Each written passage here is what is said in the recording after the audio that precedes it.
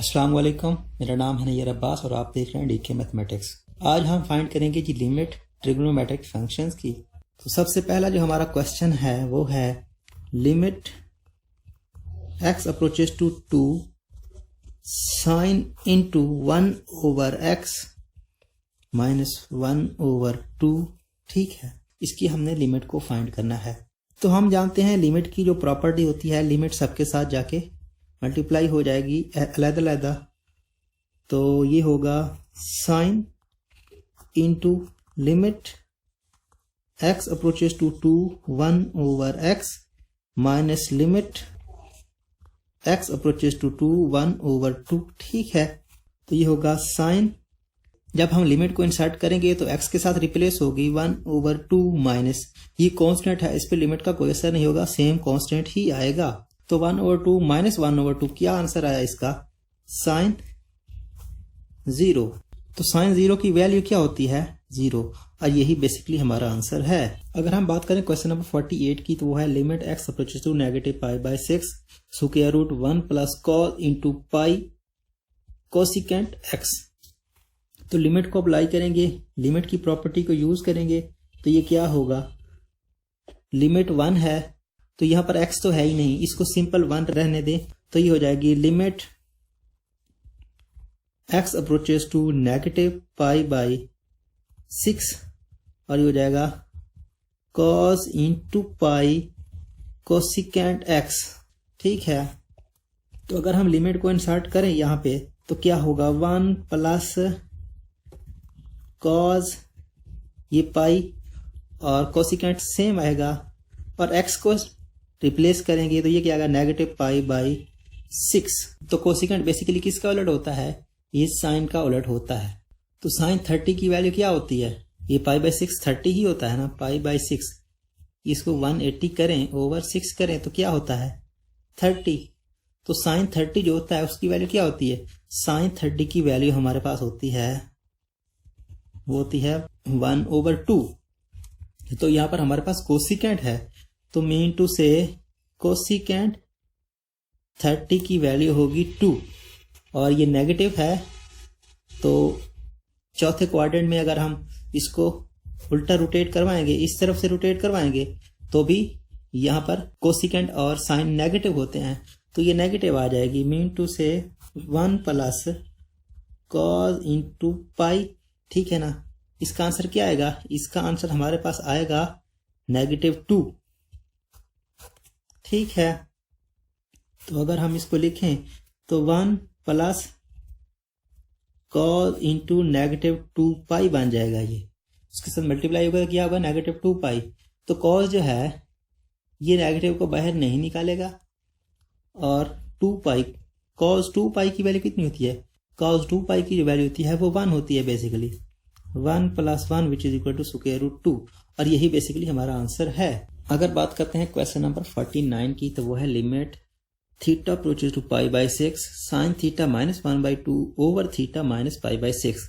तो अगर हम लिमिट को डायरेक्ट इंसर्ट करें तो ये होगा sine pi by 6 minus 1 by 2 over pi by 6 minus pi by 6, ये 0 हो जाएगा, और ये साइन पाई बाई 6 की वैल्यू क्या होती है? 1 बाई 2, तो 1 by 2 minus 1 by 2, mean to से 0 ओवर 0 फॉर्म बनेगी। तो जब हमें ऐसी फॉर्म बनती थी तो हम इसको रैशनलाइज वगैरह करते थे और इसको सॉल्व करते थे। यहाँ पर हमारे पास एक और मेथड है जिसको एल हॉस्पिटल रूल भी बोलते हैं, लॉपिटल रूल भी बोलते हैं। जैसा आपको ठीक लगे आप इसको ऐसा ही ट्रीट कीजिएगा, लेकिन इसका जो बेसिक है वो ये है कि अगर आपके पास दो फंक्शन हैं और वो एक दूसरे को डिवाइड कर रहे हैं, मीन टू से एफ ऑफ एक्स है और जी ऑफ एक्स है, और वो एक दूसरे को डिवाइड कर रहे हैं, और इनकी कोई लिमिट है, लिमिट जो है वो एक ही पॉइंट पे दोनों को अप्रोच कर रही है, और फॉर्म बनती है आपके पास 0 ओवर 0। तो आप क्या करेंगे? ऊपर वाले का भी डेरिवेटिव ले लें एफ डैश ऑफ एक्स, और नीचे वाले का भी डेरिवेटिव ले लें, और तब इस पे लिमिट वही लिमिट अप्लाई कर दें। तो जो इसकी लिमिट होगी वही इसकी भी लिमिट होगी। तो उसके लिए शर्त यह है कि ये जो नीचे वाला फंक्शन है इसका जो डेरिवेटिव है उसको 0 नहीं होना चाहिए। अगर ये 0 होता है तो फिर समथिंग ओवर 0 इन्फिनिटी बन जाएगा। दो शर्तें यहाँ पर मैंने आपको बताई, इन दोनों का डेरिवेटिव एग्जिस्ट करना चाहिए और इसके साथ साथ इसका जो डेरिवेटिव है नीचे वाले फंक्शन का, इसको जीरो भी नहीं होना चाहिए। अगर ये दो कंडीशंस फुलफिल होती हैं तो फिर आप इसको l'Hopital रूल की मदद से या फिर एल हॉस्पिटल रूल की मदद से सॉल्व कर सकते हैं। तो अगर हम इसका डेरिवेटिव लें तो साइन का डेरिवेटिव क्या आता है, cos थीटा, ये आ जाएगा cos थीटा, और ये 1/2 है, 1/2 का डेरिवेटिव 0। उसके बाद अगर थीटा की बात करें तो थीटा का डेरिवेटिव क्या आता है 1, और ये π/6 है तो π/6 एज अ कांस्टेंट रीड होगा, तो कांस्टेंट का डेरिवेटिव 0 होता है। मीन टू से limit theta approaches to π/6 which is equal to limit theta approaches to π/6, ये हो जाएगा cos थीटा। तो cos थीटा, थीटा को π/6 से रिप्लेस करेंगे, मीन टू से cos π/6। तो cos 30 की वैल्यू क्या होती है, वो होती है स्क्वायर रूट 3/2, और यही बेसिकली आपका आंसर है। अगर बात करते हैं क्वेश्चन नंबर 51 की, तो वो है limit x approaches to 0 secant into cos x plus pi tan π/4 secant x -1। तो हम जानते हैं कि जो लिमिट की प्रॉपर्टी होती है, लिमिट जाके अपने वेरिएबल के साथ चेंज हो जाती है। तो अगर हम लिमिट की इसी प्रॉपर्टी को यूज करें तो ये हो जाएगा सीकेंड, सीकेंड सेम आएगा। उसके बाद ये जो कॉज है, कॉज के साथ x है तो मीन टू से कॉज 0 हो जाएगा, ठीक है, ये 0 है, थीटा नहीं है। और ये प्लस पाई, पाई सेम रहेगा, tan भी सेम रहेगा क्योंकि tan कांस्टेंट ट्रीट होगा, और ये पाई भी सेम रहेगा, ये चेंज हो जाएगी अपने x के साथ, तो सीकेंड x मीन टू से सीकेंड 0। और -1, 1 कांस्टेंट है तो इस पे भी लिमिट का कोई असर नहीं होगा। तो ये क्या होगा, सीकेंड cos 0 होता है हमारे पास 1, ठीक है ना, और ये हो जाएगा पाई tan, उसके बाद ये होगा पाई ओवर 4।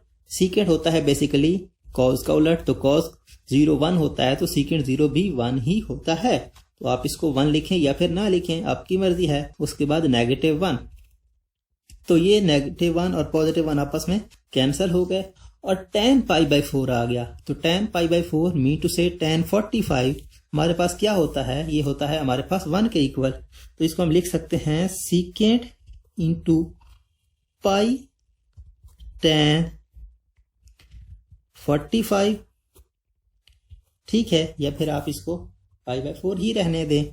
ये क्या होगा 1 के इक्वल, तो मीन टू से सीकेंड पाई। तो सीकेंड किसका उलट होता है, कॉज का उलट होता है, तो आप इसको लिख सकते हैं 1 ओवर कॉज पाई।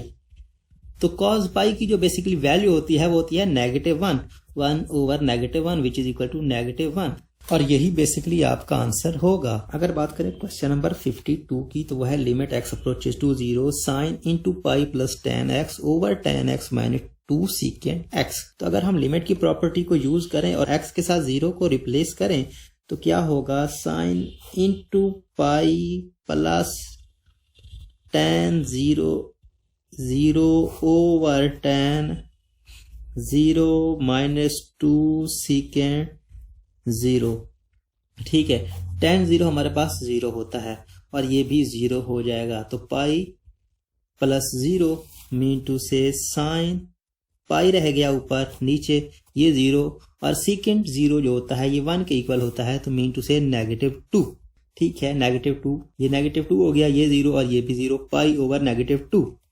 तो π/2 मीन टू से -90।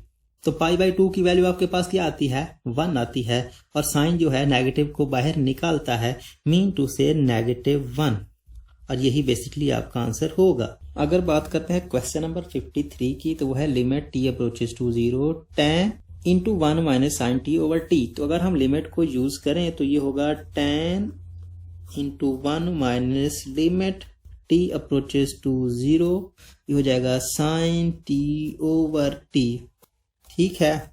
तो ये एक थ्योरम है basically, sine t over t अगर t 0 को अप्रोच कर रहा है तो ये हमारे पास 1 के इक्वल होगा, तो ये tan इंटू 1 माइनस 1 हो जाएगा, सो ये tan 0, तो tan 0 हमारे पास 0 ही होता है, और यही बेसिकली हमारा आंसर है। उम्मीद करता हूँ आज का वीडियो आपको पसंद आया होगा। अगर आपको वीडियो में कोई एक भी पॉइंट अच्छा लगा हो तो प्लीज़ वीडियो को लाइक करें और इस वीडियो को अपने दोस्तों के साथ, अपने क्लास वालों के साथ ज़रूर शेयर करें। Thanks for watching. अल्लाह हाफिज़। Subscribe to our channel by clicking the subscribe button. Click the bell button and enjoy the latest uploads from our channel.